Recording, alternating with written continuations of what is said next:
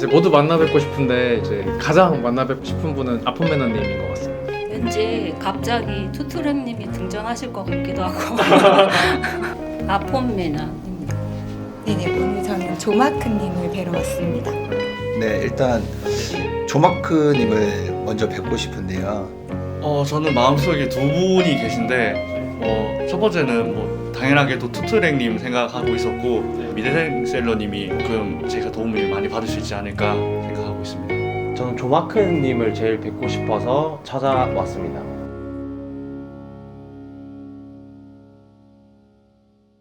셀러와의 1시간이었습니다. 그 잘 모르시는 분 중에 벼락슈터님이라고 계시거든요. 네, 들어봤습니다. 네, 그분이 매출로는 굉장히 탑이신데 네네. 혹시 만약에 그분이 나오신다면은 어떠실 것 같아요? 아, 벼락슈타님 네. 그 유통 강의잖아요. 예. 강의 들어봤습니다 이미. 강의 들어보셨어요? 네, 제가 웬만한 유명하신 분들 강의 다 들어봤는데 그 나이키 유통하시는 거잖아요. 네. 예, 브랜드 유통 그 강의도 들어봤었는데 네. 제가 진행하는 사업의 방향하고 좀 안 맞는 것 같아서. 네, 안녕하세요. 저는 옴꿈사에서 구대박씨로 활동하고 있습니다. 부산에서 올라왔고요. 많은 기대를 하고 이제 셀러와의 만남을 준비했습니다. 네, 안녕하세요. 저는 원래 슈퍼 선데이라는 닉네임으로 활동을 했었지만 최근에 다시 각오를 다잡고자 MUST 머스트라는 이름으로 변경을 했습니다. 네, 구매 대행에 대해서 더 많이 배우고 싶어서 이번에 셀러와의 면담을 신청했습니다. 안녕하세요. 저는 옴꿈사에서 구매 대행도 하고 병행 수입도 하고 있는 벼락슈터라고 합니다. 반갑습니다. 네, 오늘 여러분들의 멘토는 벼락슈터입니다. 반갑습니다. 네, 반갑습니다. 반갑습니다. 아, 벼락슈타님 제가 진행하는 사업의 방향하고 좀 안 맞는 것 같아서. 네. 네, 벼락슈터님이시고. 제가 어차피 구매 대행 저도 거의 1년 정도 가까이 했으니까 뭐 그거 관련된 것도 괜찮고 보니까 제가 질문지 보니까 사업적으로 어떻게 좀 접근하는 거에 대한 질문이 좀 많이 있으신 것 같더라고요, 두 분 다. 네. 그래서 뭐 그런 부분 위주로 또 해주셔도 괜찮을 것 같아요. 알겠습니다. 선생님 표정이 좀 실망하신 거 아니에요? 아니, 놀랐습니다. 네. 내색하지 않으려고 노력 중입니다. 그 온라인 판매 사업가로서 네. 어떤 마음가짐이라고 해야 되나요? 좀 구체적으로 말하면은 저는 시작하는 사업의 목적이 생계형인데 네. 사실은 그 끝에는 뭔가 제가 향하는 꿈이라는 게 있습니다. 네. 그런 것처럼 벼락 슈터님께서도 네. 큰 매출을 발생을 시키시고 이제 많은 거를 하고 계시지만 네. 그 끝에 어떤 꿈을 가지고 계신지 뭐 생각이나 그런 게 궁금했습니다.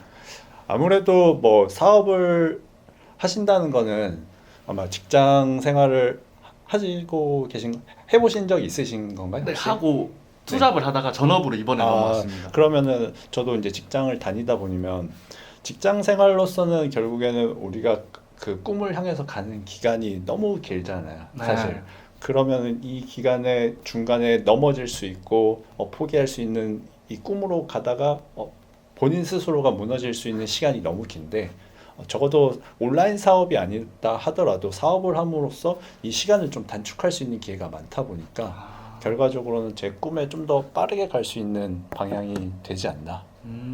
이게 뭐 온라인 사업이 아니다 하더라도 사업을 한다면 사업에서 또 어떤 조그만 작은 성공을 보게 된다면 그 다음 사업을 또 생각할 수도 있고 여기서 좀 더 확장할 수도 있어서 제 꿈을 좀 더 빨리 갈 수 있는 뭐 많은 분들이 꿈꾸는 요즘에는 파이어족 뭐 네. 이런 것처럼 그 꿈을 좀 더 빨리 갈 수 있는 길이 아닌가 저는 생각합니다. 뭐 사람마다 다 꿈은 다르기 때문에 근데 대체적으로 봤을 때는 경제적인 자유를 좀 더 얻고 싶고 하는데 그 길로 빨리 갈 수 있는 좀 더 지름길에 놓여 있지 않나 저는 생각을 하고 있습니다. 제가 생각했던 부분은 사실 어떤 거냐면 저는 이제 가치관이 일을 네. 평생 하고 싶은 사람이어서 중간에 네. 파이어는 없다고 생각을 하거든요. 네. 일이 뭔가 나라는 사람을 좀 더 사람답게 만들어주는 것 같아서 네.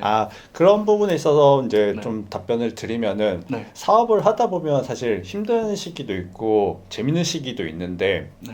언제가 좀 재밌냐라고 봤을 때는 저도 물론 이렇게 은퇴를 생각을 하고 파이어도 생각하지만 아마 은퇴를 한다고 하더라도 저는 아무것도 안 하고 그렇게 살진 않을 것 같아요, 솔직히. 네. 이 사업을 하다 보니까. 네. 그렇기 때문에 지금 여러 가지 사업을 계속 이어서 또 다른 사업을 구상하고 하고 있는데, 제가 사업을 하면서 힘든 시기보다 재밌었던 시기를 돌아보면은 제가 어떤 생각을 했는데 그게 실질적으로 결과가 나왔을 때. 왜냐하면 회사에서 다닐 때는 제가 아무리 생각을 하고 고민을 하고 노력을 해도 돌아오는 답변은 수고했다. 네, 이게 맞아요. 다예요. 어떤 맞아요. 리워드가 있지는 않아요. 네. 근데 이 사업을 하다 보면은 열심히 하면은 아웃풋도 있지만 내가 생각했던 거를 뭔가 해볼 수가 있으니까, 시도를 해볼 수 있으니까 저는 여기서 이제 보람을 느끼고 사업을 계속 하게 되는 힘이 생기더라고요.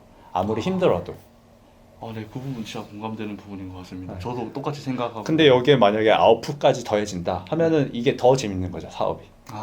근데 아웃풋이 네. 잘 안 나오다 보면 아무래도 재미는 있는데 네. 아까 말씀하신 대로 생계가 안 되는데 네. 재미만 보고 살 수는 없잖아요, 사실. 네, 맞습니다. 그러다 보니까 여기에 조금의 결과가 나와준다면 이 사업을 지속할 수 있는 힘이 생기는 거죠.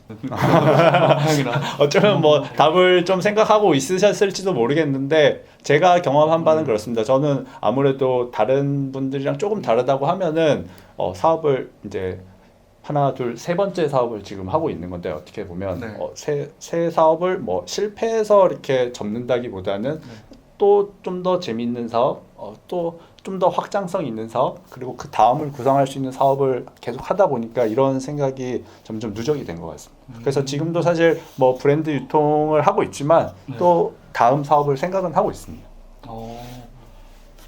네, 답변 감사드립니다. 네. 앞에서 너무 큰 그림에서의 네. 얘기를 해주셔서 솔직히 저는 큰 그림도 큰 그림이지만 제가 뭐 알게 모르게 뭐 여러분들을 만나봤지만 초보자 입장에서는 네. 그런 거시적인 그림도 중요하지만 네. 솔직히 당장 상품을 몇 개를 등록해야지 매출이 이 정도 나올 거라는 눈앞에 보이는 손에 닿는 뭔가가 있으면 좋겠거든요. 그래야지만 그 타겟을 놓고 제가 그래도 이거는 해봐야지라는 생각이 잡히는데 네. 만약 뭐 10,000개를 등록해야 된다 반자동으로 이런 좀 눈에 당장 이제 손에 닿지 않는 큰 그림은 초보자 입장에서는 조금 힘든 부분이 있어서 네. 그래서 혹시 뭐 매출 상품 등록 1,000개면 월 매출 대략 요 정도는 나올 것이다. 네. 요런 아주 작은 목표라도 있으면은 조금 더 달려가는데 박차를 가할 수 있지 않을까 하는데요. 저는 이제 중국 구매대행 같은 경우는 작년까지 진행을 하다 보니까 지금 현 시점에랑은 좀 괴리는 있을 수 있는데 제가 시작했을 당시에는 한 상품을 1,000개를 등록하면 1,000만 원 정도의 매출이 나온다, 뭐 이런 공식이 있었는데 작년쯤 됐을 때 제가 많은 이제 셀러분들 만났을 때는 한 1,000개 올리면 500만 원 정도 매출이 나온다, 대략적으로 이렇게 말씀을 해주셨거든요. 근데 아마 지금 시점 2022년으로 봤을 때는 그거보다 조금 또 내려갈 수 있지 않을까. 근데 결과적으로는 지금 이런 답을 원하셨지만 저는 좀 다르게 생각을 하는데, 물론 제가 구매대행 했을 때는 상대적으로 지금보다는 경쟁이 덜했고 올리면은 매출이 잘 나오는 부분이 있었는데 그것보다는 어떤 상품을 올리냐도 저는 되게 중요하다고 생각하거든요. 뭐 온꿈사에는 여러 셀러분들이 있지만 최근에 좀 핫하신 분이 아폰매니아님이잖아요. 네네. 저도 그 영상을 보고 와, 나도 구매 대행을 하면서 이런 상품 그래도 남들은 안 올린 거 내가 이 정도까지는 올려봤다라고 생각을 했는데 그 이상의 영역이 또 있더라고요. 그러니까 이거를 상품 개수의 접근이라기보다는 어차피 이미 많은 분들이 상품 개수는 이전에 시작하신 분들이 개수는 훨씬 더 많으니까 개수로 접근하는 것보다는 어떤 내가 남들이랑 조금 차별할 수 있는 생각? 그건 뭐가 있을까? 이런 고민을 해보시는 게, 물론 지금 당장 결과가 안 나와서 그 고민하는 시간이 되게 아까울 수도 있고 좀 촉박할 수도 있고 그럴 수 있는데, 저는 그런 고민하는 시간이 결과적으로는 우리가 흔히들 말하는 J커브 있잖아요. 그 J커브 시점에 이때 내가 고민했던 게 결국에는 터지는구나, 이런 게 나오는 것 같습니다. 네, 안 그래도 제가 그 질문지 작성했던 것 중에도 그 내용이 포함되어 있기는 한데요. 저 같은 경우는 현재 2,000개 등록을 했는데 네. 월 매출이 100만 원 안팎이거든요. 네. 예, 그렇다 보니까 드는 생각은 최근에 워낙 구매 대행을 시작하시는 분들이 많다 보니 네. 그런 부분들에는 경쟁이 과열되면서 덜 팔리는 이유도 있는 것 같고 네. 제가 부족해서 상품을 말씀하시는 것처럼 팔리는 상품을 팔아야 되는데 거기에 대한 접근도도 좀 떨어지고 이해도가 떨어졌던 것도 있는 것 같고요. 네. 말씀하신 아폰 매니아님 강의처럼 뭐 단가가 높아서 하나만 팔려도 10개 팔리는 효과를 가질 수 있는 상품군을 제가 못 찾은 것도 이유가 있는 것 같기는 해요. 네. 이- 그럼 지금 말씀해 주시기를 2,000개를 올렸는데 100만 원밖에 안 나왔다라고 하면은 사실 제 입장에서도 이 사업을 계속 해야 되나 말아야 되나 고민을 할 것 같아요, 사실. 근데 그러면은 저는 이렇게 오히려 질문을 드려보고 싶어요. 2,000개 중에 100만 원 팔린 상품군이 있었는데 그 상품군에 대해서 좀 더 확장해 볼 생각은 해보셨는지. 비슷한 유의 네. 상품들을 네. 찾아보라는 말씀이잖아요. 네. 딱히 그걸 선정해서 해보진 않았어요. 왜냐하면은 저는 이렇게 했어요. 1,000개를 올린다고 하더라도 그 상품군에서 판매가 이루어지면은 그 상품군을 좀 더 집요하게 팠어요. 이 상품군은 내가 다른 그 수많은 상품들이 있지만 이 상품만큼은 내가 남들보다는 보는 눈이 있구나. 그럼 내가 여기 상품군을 한번 다 그게 맞을 수도 있고 틀릴 수도 있어요. 네. 잘 되면 이 상품군에 있어서만큼은 내가 남들보다는 우위가 있구나. 이게 확인이 되는 거고 만약 그렇게 했는데 잘 안 팔렸다. 그럼 이거는 그냥 우연히 어떤 상품이 팔렸구나. 이렇게 해서 넘어갈 수가 있는. 그러면 그 다음에 뭐 3,000개, 4,000개 올릴 때 효율이 좀 더 나아지는 거죠. 아무 상품이나 올리는 것보다는 이런 거죠. 낚싯대를 던져놨는데 그 중에 하나가 이제 입질이 온 거죠. 그러면 거기에다가 낚싯대를 좀 더 던지는 거죠. 거기에다가. 근데 이게 성공할 수도 있고 아닐 수도 있는 거예요. 네. 아니면 다시 걷어가지고 또 다른 데다가 좀 더 던져보는 거죠. 네네. 이렇게 해보시면은 지금 그 상품 개수 대비 뭔가 매출에 좀 반전이 있지 않을까 저는 그렇게 생각합니다. 감사합니다. 혹시 그러면 지금은 어떻게 소싱하고 계신가요? 지금은 거의 미대생 셀러님이나 조마커님이 강해서 알려주신 방법대로 하거든요. 초보자들이 가장 접근하기 쉬운 팔리는 상품을 네이버에서 찾아서 동일한 상품을 타워에서 찾아서 업로드하는 방식으로 하고 있습니다. 근데 안 팔리는. 그렇죠. 그분들 불러야겠다. 뭐 정말 뭐 솔직하게 말씀드려서 제가 제대로 업로드한 거는 기간은 길지 않아요. 사업자를 운영한 거는 1년 6개월 정도 넘었던 것 같긴 한데 실질적으로 상품을 제대로 올린 거는 요 근래 한 6개월, 7개월 정도 된 것 같거든요. 그 뭐 여기서 이제 말씀드리고 싶은 거는 저도 어떤 분야를 새롭게 도전하고 하다 보면은 많은 분들이 이런 말씀을 해요. 아마 TV 영상에서도 보셔서 아시겠지만 골프 좀 핫하잖아요. 거기에서 많은 사람들이 하는 게 구력은 뭐 한 10년 되는데 본격적으로 한 거는 한 1년? 뭐 몇 개월 안 됩니다. 다들 본격적으로 이런 말을 해요. 사업을 했는데 저는 그 기간이 다 중요하다고 생각하거든요. 본격적이라는 말은 없는 것 같아요. 만약에 처음부터 잘 고민을 했으면은 이 사업이 하루하루가 다 소중했을 거고 만약 내가 그냥 단순히 어떤 영상을 보고 다시 해봐야지 이렇게 하면은 그 이전의 기간들이 무의미해진단 말이에요. 그러니까 앞으로라도 진짜 여기까지 오셨다는 거는 큰 결심을 하셨을 테니까 하루하루를 좀 더 소중하게 생각하고 이렇게 노력하시면은 그게 결국에는 아까 앞에서 말씀드린 것처럼 J커브의 밑거름이 되지 않을까 싶거든요. 아까 첫 번째 질문이랑 사실 맥락은 같은데요. 대답을 이제 얼추 해주셔서 그럼 이건 조금 더 저의 포커싱을 맞춰서 질문을 드리는 건데 사실 저는 구매 대행이라는 사업이 조금 부정적으로 생각은 하고 있어요. 왜 부정적이냐면은 이 사업이 제가 생각하기에는 왜 대기업이나 아니면 조금 더 자본이 많은 사람들이 조금만 투자를 하고 조금만 생각을 하면 다 독식을 할 수 있을 것 같은데 왜 손을 안 대지? 조금만 시장이 점점 커지고 있는데 조금만 더 커지면은 이 파일이 다 먹으러 들어오지 않을까. 그래서 그 기간에 대한 고민을 많이 하고 있어요. 근데 당장에 지금 제가 할 수 있는 게 뭐 적합한 게 구매 대행이라서 하고 있는 것도 있는데 그럼 다음 스텝을 생각을 했었을 때 아까 말씀해 주신 것처럼 이게 조금 재밌을 것 같아서 이렇게 해봤는데 결과물이 나오고 어느 정도 이제 아웃풋도 같이 나온다. 그럼 이거를 고민하게 되는 시점이나 뭐 그런 계기들이 네. 어떻게 다가오고 그때 나는 어떤 생각을 했는지 음. 이제 벼락 슈터님의 의견이. 일단 뭐 질문이 조금 길다 보니까 끊어서 답변을 드리면은 네. 아마 앞에서 말씀하신 대로 대기업들이 뭐 구매 대행에 진출하지 않냐 뭐 이런 부분에 대해서는 좀 설명을 드리면은 우리가 지금 살아가는 데 있어서 대기업이 진출하지 않은 시장은 없어요 사실. 네. 뭐 하다못해 요즘엔 택시도 그렇고 그런 카카오가 골목 상권을 침해하는 거에 대해서 많은 사람들이 반발을 하잖아요. 네. 그럼에도 불구하고 거기서 살아남는 소상공인들이 있고 소상공인에서 점점 커지는 업체들이 있단 말이에요. 네. 그러니까 대기업이 아무리 들어온다고 하더라도 뭐 이렇게 1인 기업 구매 대행한 업체가 충분히 살아남을 구석은 있다고 생각해요. 그래서 단순히 뭐 대기업이 들어오기 때문에 이 사업을 접어야 된다 말아야 된다는 아닌 것 같아요. 왜냐하면 저희가 어차피 판매를 하는 거는 대기업에 속해서 판매를 하잖아요. 플랫폼이라는 대기업 안에서 네. 거기에서 어떤 방향이 바뀌면은 휘둘릴 수밖에 없단 말이에요. 네. 그런 걸 저도 많이 경험을 해봤고 플랫폼의 정책이 바뀌는 거에 대해서. 근데 그 안에서도 결국 살아남는 셀러들은 살아남기 때문에 그런 어떤 뭔가 큰 자본 때문에 이 사업을 접고 바꿔야 된다는 생각보다는 그 안에서 어떻게 살아남아야 될까 이런 고민을 좀 더 해보시는 게 좋을 것 같아요. 네, 이게 일단 네. 첫 번째 대답이고 이제 두 번째 질문으로 넘어가 보면은 어떻게 하면은 다음 사업을 좀 구상을 해볼 수 있을까? 네. 요 부분인데 저는 이렇게 생각해요.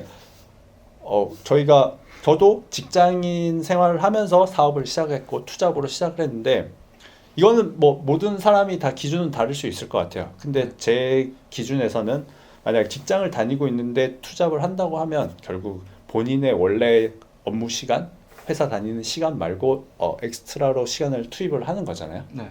그러면은 예를 들면 회사면 9시부터 6시까지 근무를 하고 퇴근하고 와서 자기 전까지의 시간이 뭐 많은 분은 한 5시간, 뭐 적으면 저 같은 경우는 한 3시간 정도였거든요. 그 시간을 이제 쏟아 부어야 되는데 사업도 마찬가지인 거예요. 기존에 하던 사업이 있었으면은 이 사업은 원래 하던 대로 하는 만큼은 해야 되는 거예요. 이거를 뭐 시간을 줄이는 게 아니라 이거는 하고 그 이상의 시간을 노력을 했을 때 가능성이 보이는지를 저는 판단을 했거든요. 그러니까 저는 구매 대행을 하면서 네. 구매 대행 시간을 줄인 게 아니라 네. 구매 대행 시간은 구매 대행 시간대로 하고 거기에다가 이 사업이 좀 위태롭지 않을까? 다른 걸 좀 고민해봐야 되지 않을까? 이 시간은 원래 업무 시간이 아닌 퇴근하고 직원들, 알바들 다 가고 직원들 출근하기 전에 직원들 퇴근하고 나서 집에 가서 마치 직장에서 투잡할 때처럼 그렇게 시간을 더 썼던 것 같아요. 그러면서 결과가 보이니까 이거 시간 배분을 좀 더 다시 해도 되겠구나 이렇게 나온 거예요.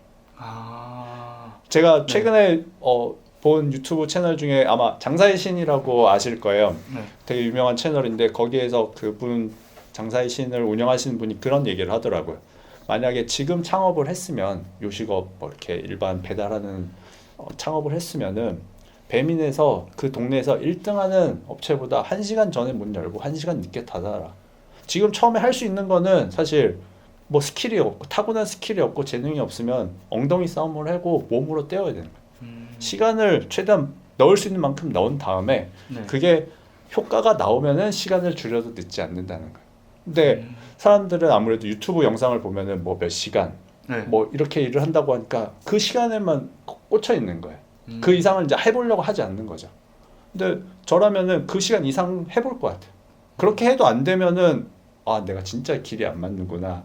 내가 이거 조금 뭔가 소질이 없고 진짜 방법이 잘못됐구나라고 생각하겠지만 저는 최소 그렇게 노력을 했는데도 안 되지는 않을 것 같아요. 그래서 아마 많은 분들이 사업을 뭐 한지는 이렇게 오래됐지만 본격적으로 한지는 얼마 안 됩니다라고 얘기하는 부분이 본인 스스로가 더 잘 알 거라고 생각해요. 내가 정말 얼만큼 이 시간에다가 투자를 많이 했는가. 하루에 12시간 이상은 계속 구매 대행업을 하고 있고요. 나머지 시간은 그냥 책 읽고 뭐 트렌드를 읽어야 된다 그래서 뭐 트렌드 모니터나 뭐 네. 트렌드 코리아나 그 책을 읽는 데 시간을 좀 할애하고 있거든요. 저는 본업이 따로 있다 보니 퇴근하고 애 자고 나서부터의 시작인데 저도 이제 명확하게 시간을 그어놓고 하지는 않는데요. 이제 체력이 닿는 선에서 최대한 한다는 게 적게는 2-3시간에서 많게는 5시간까지는 쏟아부으려고는 하고 있습니다. 현재는. 일단 뭐 지금 투자 기준으로 봤을 때는 이렇게밖에 할 수 없는 게 맞고, 특히나 육아를 하시는 분들은, 저도 퇴근하는 기준으로 봤을 때는 5시간 정도가 되지만 저도 육아를 하고 애들을 재우고 시작을 하면 한 3시간 정도밖에 확보가 안 됐거든요. 근데 일단 그러면은 이런 거죠. 시간은 무한정이라고 해서 도움이 되는 게 아니라, 시간이 짧더라도 그 시간 안에 이거 하다가 유튜브 잠깐 볼까? 이거 뭐 스포츠 하이라이트 뉴스도 좀 잠깐 보고 할까? 이렇게 되거든요, 사실. 저도 해봐서 알아요. 근데 그런 거를 다 유혹에서 참아야 되는 거예요. 제가 강의 때도 이런 말씀을 드리는데, 고3 수험생이 됐다는 마음으로 좀 시작할 때는 그런 생각으로 해봤으면 좋겠다. 고3 수험생들도 공부하다 보면 하기 싫을 때도 있고, 뭐 친구들이랑 놀고 싶을 때도 있고, 뭐 땡땡이도 좀 치고 싶고 이러는데, 그렇게 해가지고 잘하는 애들은 진짜 천재인 거야. 네. 근데 대부분의 사람들은 아니잖아요. 그렇죠. 아니면은 결국에는 노력이라도 해야죠. 그러니까 저도 처음에 할 때는 막 그렇게 좀 뭐 유튜브도 보고 했는데, 나중에 이게 진짜 진심이 되니까 그런 걸 볼 시간이 없더라. 네. 그런 거를 한번, 시간이 짧다 뭐 길다 보다는 시간을 좀 더 밀도 있게 쓰는 거를 해보시면 좋을 것 같아요. 지금 구매 대행 기준으로 봤을 때는 지금 상품 수가 아직은 뭐 상품군을 많이 다루진 않았을 테니까, 상품 소싱하고 찾고 올리는데 시간을 아무래도 절반 정도는 써야 될 것 같아요. 왜냐하면 주문 건수가 많지 않다는 전제 하에. 근데 아무래도 이제 시간이 점점 가면 갈수록 주문 처리량이 많아지면 주문 처리하는 데 시간이 많아지니까, 지금 현재는 상품 소싱이랑 뭐 시장 전체적인 걸 보는데, 단순히 이 상품 소싱이라는 거를 그냥 기존에 하던 방식대로 뭐 네이버 쇼핑에서 찾고 타오바에서 찾는 게 아니라, 아까 좋은 말씀해 주셨는데 책에서도 얻을 수도 있는 거고, 다른 데서 얻을 수 있는 거를 한번 찾아보셔야 돼요. 저는 어떻게 했냐면, 제가 그 카페에도 글을 썼는데, 저는 쓰레기도 뒤졌어요. 쓰레기를 뒤졌다는 게, 재활용하는 날 그 박스들을 찾아봤어요. 네. 아파트에 박스 버리는 날, 그럼 사람들이 뭘 샀는지 알잖아요. 이 사람들은 요즘에 이런 것들을 소비하는구나. 네. 거기에 데이터가 나와 있는 거야. 네. 실제로 사람들이 뭘 샀는지. 네. 물론 그런 데이터 랩이나 이런 빅데이터들에 비해서는 떨어질 수 있지만, 실제 사람들이 이런 걸 사는구나. 그리고 저는 회사에 가서는 또 이렇게 했어요. 사람들이 뭐 커피 마시고 이럴 때 대화를 하잖아요. 근데 뭐 누가 뭐 샀대, 뭐 요즘에 뭘 관심 있대. 사람들은 이런 거에 관심이 있구나. 그럼 요 상품군을 내가 찾아가지고 뭐 타오바에서 소싱할 만한 상품이 있을까? 실제로 사람들이 관심 있는 상품이니까. 네. 그거랑 비슷한 상품들이 뭐가 있을까? 그러니까 저는 항상 머리를 그렇게 소싱을 어떻게 할까에 대해서 고민을 했던 것 같아요. 그러니까 단순히 네. 어떤 강의에서 있던 방식만 생각을 한 게 아니라, 강의에서 있던 방식은 기본으로 깔고 가는 거죠. 왜냐하면 이미 많은 경쟁자들이 그렇게 하고 있을 테니까. 네. 근데 그 다음 것들은 본인이 이제 아는 거죠. 내 주변에서는 어떤 게 필요할까? 내가 어떤 거를 사면 좋을까? 이런 네. 것들을 다 복합적으로 고민을 하다 보면은 상품 소싱할 아이디어가 이제 도저히 없을 때까지 할 수가 있어요. 네. 저는 그렇게 해서 한 10,000개 정도를 올린 것 같아요. 제가 구매 대행할 당시에는. 저 같은 경우는 본업이 있다 보니까 말씀하신 것처럼 이제 시간에 대한 할애가 어려운 부분이 있어가지고, 이 업을 유지를 하려면은 저는 직원을 채용하는 게 더 빠를 것 같다는 생각을 많이 하고 있어요, 근래. 네. 그러다가 최근에 그 소소소 2인님 영상 올라온 것도 봤는데, 네. 이게 제가 가고 싶은 방향하고 많이 일치하는 것 같더라고요. 뭐 직원 2명, 아르바이트 2명 이렇게 해서 유지를 하면은 제가 원하는 어느 정도의 궤도에, 제가 지금 혼자 4시간씩 하는 것보다는 훨씬 더 빨리 도달할 수 있을 것 같다는 생각을 했고, 저는 그만큼 구매 대행에 대해서도 약간 확신을 가지고는 있어요, 계속. 그래서 포기하지 않고 지금까지 네. 유지를 해왔던 건데, 근데 당장 겁이 나는 거는 직원들을 채용하려면 결국 비용이 발생을 하고, 그 비용에 대한 게 잘못된 직원을 뽑았을 때 손실에 대한 걱정이 네. 좀 크다 보니까 네. 그게 조금 두렵더라고요. 그래서 선뜻 직원을 채용 못했는데, 그래서 네. 소소이님이 영상을 보면서 좀 많은 반성을 했어요. 근데 중요한 건 어떤 직원을 어떻게 채용을 해야 되고, 그냥 알바본에 올려서 뽑으면 되는 건지, 그 어떤 내용으로 뽑아야 되는지가 조금 궁금한 아, 부분이 네. 많습니다. 아무래도 저 역시도 그런 고민이 많았고 저도 초반에 시작할 때 선배 셀러분들한테 그런 질문을 많이 했던 것 같아요. 언제 직원을 도대체 뽑아야 되냐? 어느 매출에 뽑아야 되냐? 뽑으면 어떻게 활용을 해야 되냐? 그거는 지금도 계속 고민인 것 같아요. 1인 기업에서 2인 기업이 될 때, 지금 저는 뭐 5인 기업에서 10인 기업이 될 때, 어쨌든 채용 규모는 점점 늘어나니까 그거에 대한 명확한 기준이 없으면은 항상 고민을 하게 되는 것 같아요. 저라면은 근데 처음 시작하는 단계라면 무조건 직원을 뽑지는 않을 것 같아요. 뭐 소소이님의 방식도 있겠지만 저는 이런 주의거든요. 어쨌든 본인이 모든 영역을 그래도 알아야지 직원들한테 문제가 생겼을 때 커버가 가능하거든요. 실질적으로 제가 퇴사를 하고 나서 직원을 뽑아 보니까 저는 문제라고 생각을 안 했는데 직원들한테는 이게 다 문제인 거예요. 여기서 어떻게 선택을 해야 될지 모르는 거예요. 근데 내가 만약 모르면은 그럼 알아서 해 라고 할 수는 없잖아요. 네. 그래서 이런 부분들을 어느 정도는 알아야 되니까 최소 본인이 그래도 내가 한 사이클 정도는 제대로 확인이 됐다, 이런 부분을 확인한 다음에 이제 직원을 채용하면 좋을 것 같고요. 그래서 이게 어떤 매출이 기준이 아니라 본인 스스로가 이제 알 거예요. 내가 구매 대행에 그래도 어느 정도 산전수전은 겪어봤다. 그게 뭐 어떤 사람한테는 기간이 짧을 수도 있고 어떤 사람한테 기간이 길 수도 있는데 본인이 스스로 판단하기에 어느 정도 됐다고 하면은 직원 채용은 충분히 하셔도 된다고 생각합니다. 근데 직원을 채용한다고 한들 그럼 이제 어떻게 활용하냐 이 부분이 있는데, 본인이 업무를 하면서 결국에는 뭐 소싱 파트가 있을 거고 주문 처리하는 파트가 있을 거고 CS 하는 파트가 있을 거잖아요. 그 파트를 어떤 부분에 직원 썼을 때 가장 효율적일까를 고민해 보시면 나을 것 같아요. 저는 어떻게 했냐면 뭐 많은 분들이 상품 업로드하고 이런 파트타임이나 직원을 많이 뽑는데 저는 CS 직원부터, 왜냐면 저는 그게 제일 중요하다고 생각했거든요. 여기에서 이 업무를 처리해 주면은 내가 상품 올리는 거나 소싱하는 거나 그 외의 것들은 내가 다 할 수 있겠다. 그래서 저는 일단 여기에는 CS 직원에서는 결국 돈이 걸립니다. 아무리 많이 팔아도 여기서 계속 자꾸 손실이 나면은 앞에서는 돈을 버는 것 같지만 뒤에서 계속 돈이 새어나가니까 CS 직원 저는 제일 중요하다고 생각했거든요. 그거는 본인 셀러분들이 판단하기에 어떤 파트를 직원한테 주면 혹은 파트타임한테 주면은 괜찮을지를 판단해 보시면은 좀 더 나을 것 같아요. 근데 저 같은 경우는 말씀드린 것처럼 이제 직장인이다 보니까 아직 상품 등록 개수 자체에 대한 시간 할애를 네. 많이 못하는 부분이 있어서 당연히 소싱을 우선적으로 고용을 하려고 하거든요. 네. 그 실례로 저는 제 친동생이 현재 네. 등록을 해주고 있어요. 네. 하루에 40개씩 해주고 있는데 네. 이 직원을 더 늘리면은 네. 지금은 뭐 한 달에 40개씩 하면 대략 1000개 정도 올라가는데 네. 한 명만 더 뽑아도 2000개가 될 건데 네. 그 지금은 제 동생이니까 네. 제가 어느 정도 커버할 수 있는 부분이 있는 거고 이제 네. 실제 외부인을 채용을 하기 위해서는 뭐 특별한 기준이 있는 건지 공고 사항에 어떤 내용을 넣어서 뽑아야지 그래도 네. 조금 더 실패할 확률을 줄일 수 있는지 이런 부분이 실질적인 부분이 좀 네. 더 궁금한 거. 알겠습니다. 그러면은 제가 봤을 때는 이렇게 하시는 게 더 좋을 것 같습니다.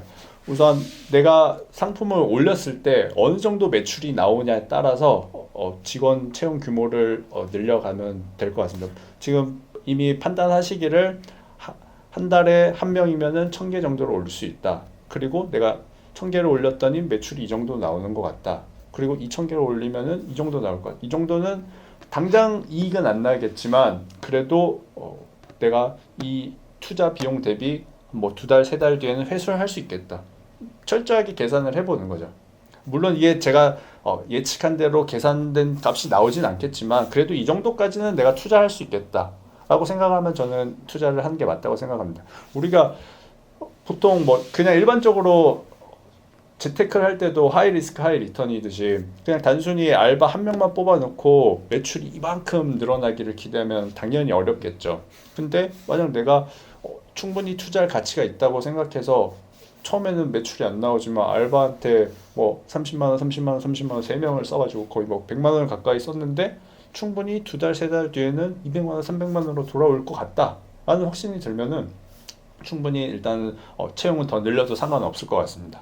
이게 첫 번째이고, 공고에 대해서는 파트타임이랑 직원은 또 조금 다른 얘기인데, 파트타임은 명확하게 딱 A는 A다 를 줄 수 있는 공고면 되는 것 같습니다. 상품 올리는 업무라고 해놓고 뭐 GS도 하고 이것도 하면은 당연히 파트타임이 그거를 해내기는 어렵거든요. 그냥 명확하게 지금 어떤 업무를 해야 된다. 그 시간 안에 이거를 달성하면은 그거에 합당하는 대우를 해주겠다. 그냥 깔끔하게 복잡하게 설명하는 게 아니라 네. 요거면 충분할 것 같습니다. 어차피 3시간 정도를 보통 파트타임으로 고용을 하시니까. 이제 직원은 조금 다른 문제인 것 같습니다. 직원은 아무래도 이 작은 기업, 소기업, 1인 기업 같은 경우에는 이 직원 한 명이 미치는 영향이 크기 때문에 혹시라도 뭐 아프거나 갑자기 그만두거나 혹은 문제가 생긴다면 사업 자체의 근간이 흔들릴 수도 있기 때문에 쉽게 뭐 결정할 수 있는 부분이 아니라서 제일 좋은 거는 파트타임 하는 분들 중에 그래도 좀 괜찮은 분이 있으면 직원으로 전환하는 게 제일 베스트 케이스인데 그거는 뭐 다 케이스 바이 케이스니까 쉽지 않고 만약 그래도 직원을 채용을 해야 된다고 하면은 본인이 지금 하고 있는 업무를 리스트를 쭉 다 정리를 해보시면 좋을 것 같아요. 그러니까 파트타임은 단순히 한 업무 요거를 이렇게 담당해 주셨으면 좋겠다 이렇게 공고를 내겠지만 직원은 내 전체 업무 중에 1번부터 뭐 100번까지 있으면 여기서 1번부터 몇 번까지를 직원한테 줄 건데 이 업무가 그래도 어느 정도 100%는 아니더라도 뭐 50%, 70% 해낼 수 있는 분인지를 판단을 해야 되니까 그런 거를 리스트업을 하고 공고에 내시면은 직원도 내가 가면 이런 일들을 하겠구나 알고 지원을 하게 된다는 거죠. 근데 아무래도 저도 처음에는 그거에 대한 실수가 많았어요. 그냥 내가 공고 올려놓으면은 직원들이 알아서 지원하겠지. 근데 우리가 만약에 입장 바꿔서 생각하면 이게 뭐 하는 회사인지도 모르고 얼마나 혹시나 내 월급을 떼먹는 건 아니야? 이런 고민이 있는데 뭘 하는지도 제대로 안 적혀 있어요. 그러면 우리가 상품을 팔 때도 마찬가지잖아요. 내가 얼만큼 노력을 분야에 따라서 고객 전환율이 생기는 것처럼 직원을 공고할 때도 내가 정말 간절히 바라고 원하는 사람이 와줬으면 좋겠다라고 거기 공고했으면은 그 지원하는 사람도 그걸 알 거란 말이죠.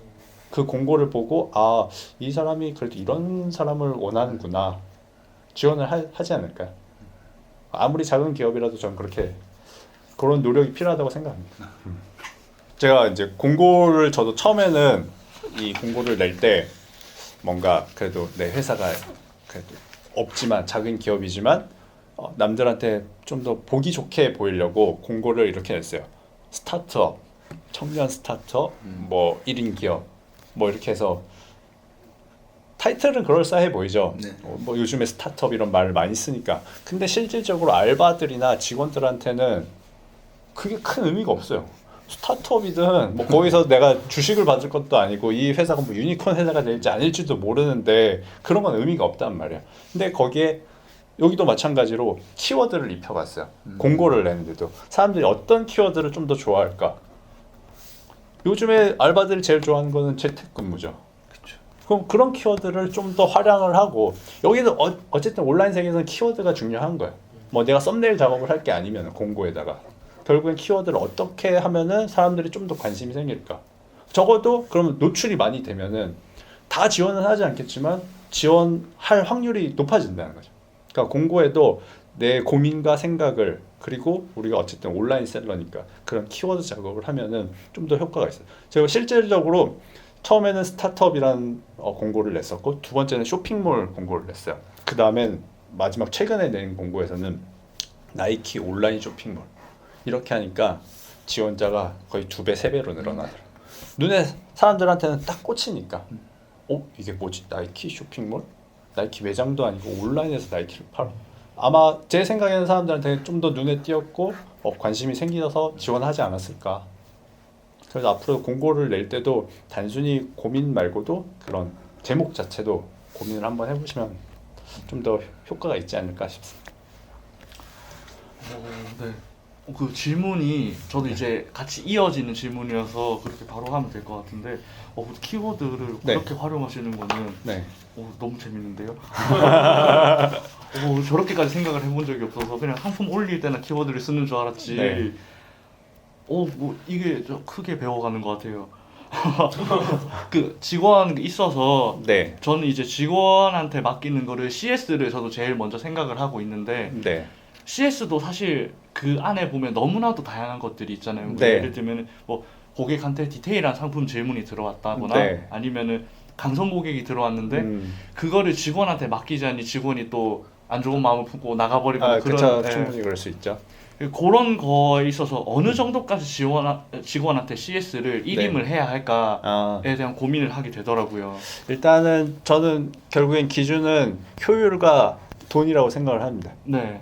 직원한테 이걸 맡겼을 때 효율이 나올지 아닐지를 판단해서 이게 효율이 직원한테 맡기는 게 효율적이다고 생각하면 직원한테 맡기고 그 다음에 결국에는 CS라는 부분은 웬만하면은 고객들과 돈적으로 해결하면은 이게 해결이 되는 부분이 많거든요. 그러니까 시간과 돈을 바꾸는 거죠.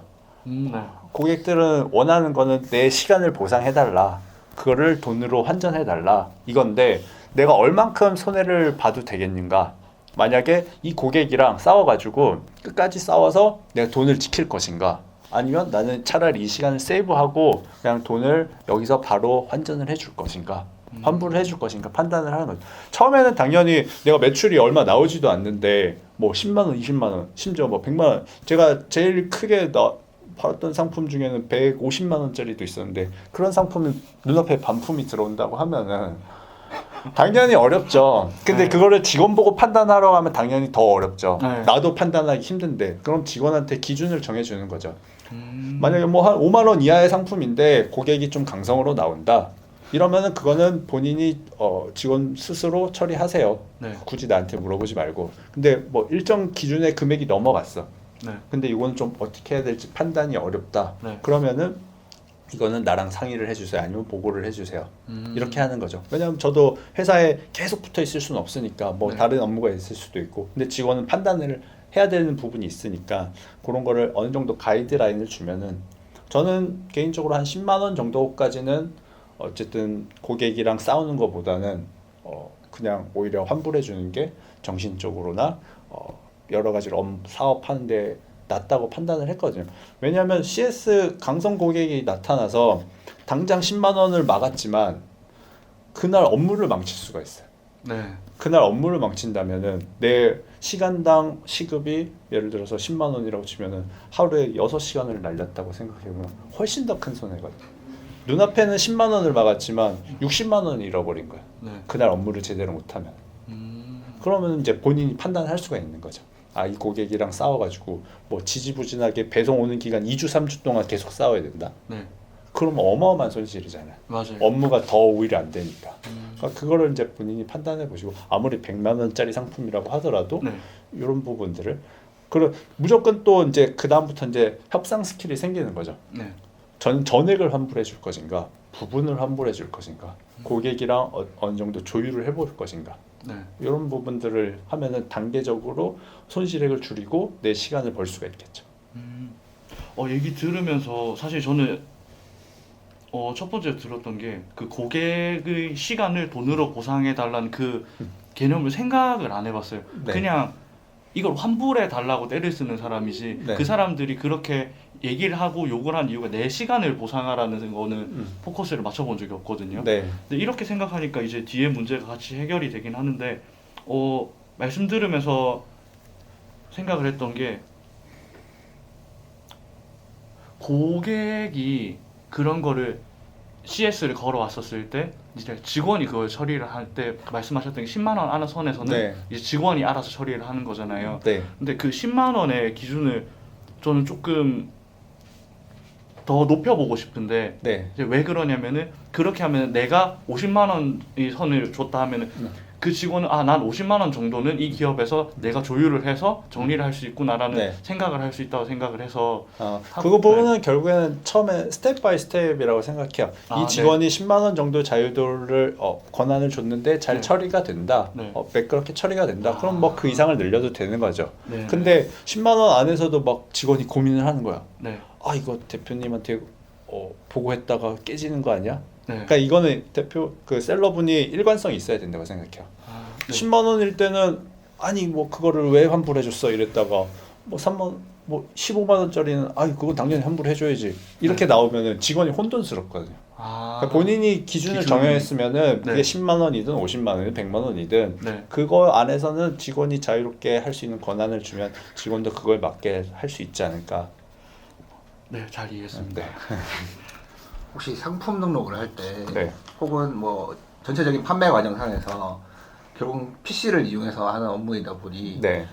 유료이거나 소액으로 할 수 있는 유료 상품이든지 혹은 무료라든지 확장 프로그램이나 네. 그런 도움을 주는 네. 그런 프로그램 중에 혹시 이용하시는 게 있으실까요? 저는 뭐 구매 대행할 당시에는 플렉스를 사용했었고요. 그리고 지금 같은 경우에는 토글이나 넥스트 엔진을 사용하고 있습니다. 근데 이거는 어떤 한 상품 툴을 쓴다기보다는 여러 가지를 사용해 보고 본인이랑 잘 맞는 툴을 사용하시는 게 좀 더 나은 것 같아요. 누가 추천해 줬는데 본인한테는 이게 사용하기가 불편할 수도 있는 거고, 어떤 프로그램이 제가 안 써봤는데 더 좋은 프로그램이 있을 수도 있기 때문에 저는 그래서 일단 사용하기 전에 다른 분들 후기를 좀 찾아보고 모든 프로그램을 다 써볼 수는 없으니까 그 다음에 나랑 그래도 좀 맞을 것 같은 프로그램을 써보고 그 다음에 이제 직원한테 또 요청을 해봐요. 내가 써보니까 이 프로그램이 괜찮은 것 같은데 직원분한테도 이거 쓰면 괜찮겠어요? 했는데 직원이 안 좋아할 수도 있어요. 왜냐하면 기존에 사용하던 프로그램인데 또 바꾸고 이러면은. 그래서 저는 이 프로그램이 어떤 장점이 있다 이렇게 설명해보고 직원도 괜찮다라고 하면은 그 프로그램으로 갈아타고 이런 식으로 하거든요. 그래서 본인이 한번 사용해보고 본인이랑 잘 맞는 프로그램이 있으면은 써보시면 괜찮을 것 같아요.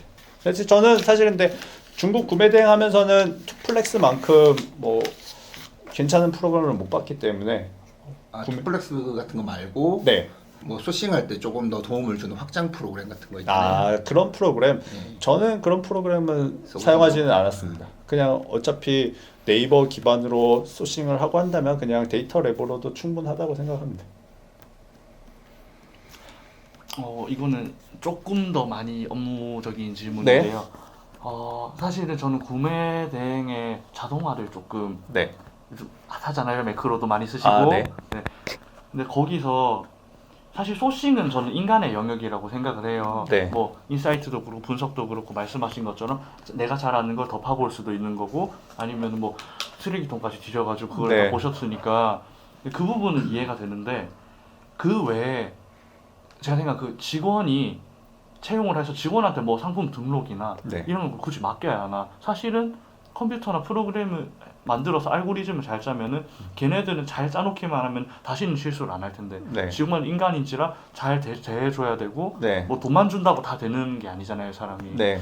그래서 그런 부분 생각을 했는데 뭐 이 자동화 너무 포괄적인 질문이긴 하지만 자동화를 생각을 하는 게 좀 과하게 몰입이 돼 있어서 그렇게 생각을 하는 게 좀 오래일까요? 뭐 본인의 역량이 되고 네. 저는 이것도 결국엔 비용과 효율이라고 생각하거든요. 네, 맞아요. 만약에 시스템을 개발해가지고 네. 그 이상의 효과가 나온다, 네. 매출이 나온다 하면은 충분히 할만하죠. 맞아요. 근데 만약에 제가 프로그램을 개발하는데 1,000만 원이 들고 2,000만 원이 든다. 네. 그러면 과연 이게 효율적인가 생각을 해봐야죠.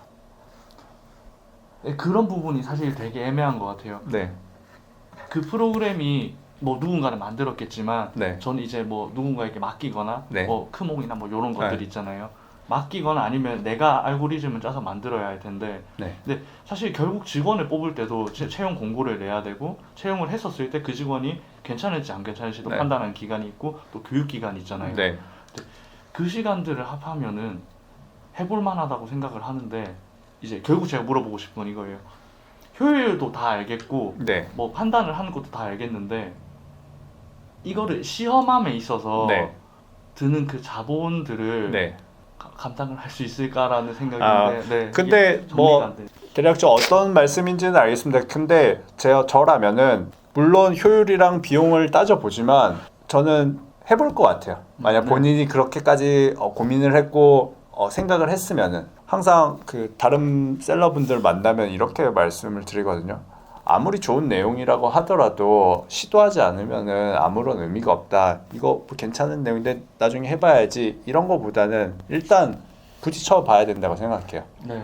뭐 이거는 사람마다 그 성향이 다를 수도 있는데 좀 더 완벽하게 준비해서 이렇게 뭔가를 시작하는 분도 있고 어떤 분은 시작하면서 깨지면서 이거를 좀 빌드업해 가면서 성공 쪽으로 가려고 하는 분이 있어요. 저는 좀 후자예요. 네. 일단 시도해보고 깨지고 안 되면은 드랍하는 경우도 있어요. 근데 시도를 안 해보고 이게 될까요 안 될까요 판단하는 거는 네. 누구라도 명확하게 답변을 드리기는 어려울 것 같아요. 네, 맞습니다. 이게 왜냐면은 고민을 한다는 거는 그리고 이 부분이 있다는 거는 많은 분들이 벌써 이 허들을 못 넘었다는 거예요. 결국에 내가 만약 이걸 해결한다면 내 사업에도 적용이 되지만 다른 누군가도 고민을 하고 있을 거란 말이에요. 이런 부분에 대해서. 만약 내가 이걸 해결해 주면은 당연히 그 사람들한테 내가 비용을 오히려 받고 회수가 할 수 있는 거죠. 단순히 여기 내 우물 안에서 내 물만 파먹는 게 아니라 네. 내가 요 우물을 잘 개발해 놓으면은 저 동네에서도 오고 이 동네에서도 오고 이게 사업이 커질 수가 있다는 거죠. 오, 네. 근데 아무래도 내 우물만 파가지고 이게 비용이 될까 말까 계산을 하면은 우물을 파는 것조차도 시도를 해볼 수가 없는 거야. 근데 내가 혹시 모르니까 한번 일단 파놓고 다른 사람들이 올만한지 만약에 물이 귀하다면은 네. 이 동네 저 동네에서 사람들이 오겠죠.